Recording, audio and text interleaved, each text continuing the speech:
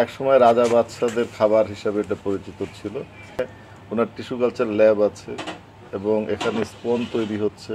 আমরা ঝিকরগাছা উপজেলার কুলবাড়িয়া গ্রামে এখানে এমদাদুল হক সাহেবের বাড়িতে আছি। এখানে মাশরুম উৎপন্ন হচ্ছে। যশোর জেলাও অনেক দিক দিয়ে অত্যন্ত বিখ্যাত।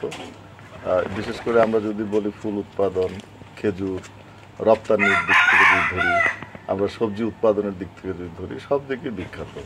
তো সেক্ষেত্রে আমাদের মানে মাশরুম উৎপাদনের জন্য আমাদের কয়েকজন মাত্র উদ্যোক্তা এই জেলায় আছে।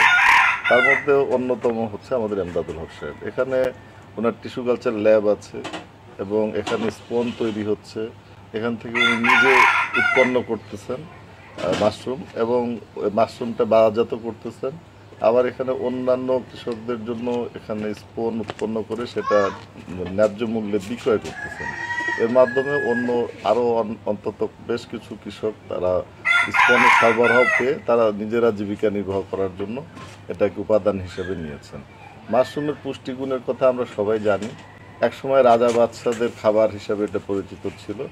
এখনও উন্নত এলিট শ্রেণীর লোকেরা কিন্তু এটা খায় এবং আমরা জানি যে সবজি আমাদের প্রতিদিন ফল এবং সবজি মিলে 400 গ্রাম খেতে হয়। তো সেক্ষেত্রে আমাদের সবজির যে পুষ্টিগুণ তার চাইতে আমাদের মাশরুমের পুষ্টিগুণটা অনেক বেশি। এখানে আঁশ জাতীয়, তারপরে খনিজ এবং অন্যান্য যে ভিটামিনগুলো এখানে অনেক বেশি পরিমাণে থাকে। এটা অনেক ক্ষেত্রে অনেক মাশরুম আছে যেগুলো ঔষধি গুণাগুণ সম্পন্ন। এই ঔষধি গুণাগুণ সম্পন্ন মাশরুম যেমন ঋষি মাশরুম সেটাও এখানে উৎপন্ন হচ্ছে।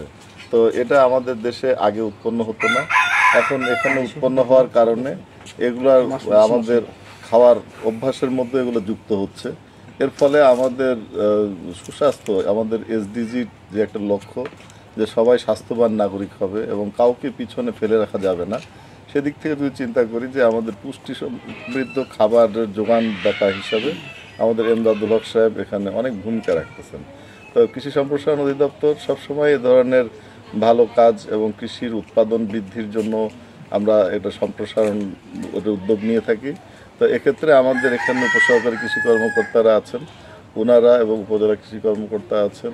আমাদের সব ধরনের কর্মসূচি যেগুলো ওনাকে সমর্থন করা যায় সেগুলো আমরা তাদেরকে দিয়ে সহযোগিতা করছি। আগামীতে আমাদের জেলা পর্যায়ে সহ আমাদের জাতীয়ভাবে যে প্রজেক্টগুলো আছে প্রজেক্টগুলোতে ওনাকে লিঙ্ক করে ওনার স্পন এখান থেকে সরবরাহ এবং আমাদের যশোর জেলায় আরও বেশি সম্প্রসারণ করা এবং তার উৎপাদিত মাশরুম বাজারজাত করার জন্য আরও যে উদ্যোগগুলো নেওয়ার দরকার, যে লিঙ্কেজ করে দেওয়ার দরকার, বিশেষ করে আমাদের DAM department of agriculture marketing আছে তাদেরকে সহ আমরা এই ব্যাপারে আরও উদ্যোগ গ্রহণ করতে সক্ষম হব বলে আমরা আশা করি।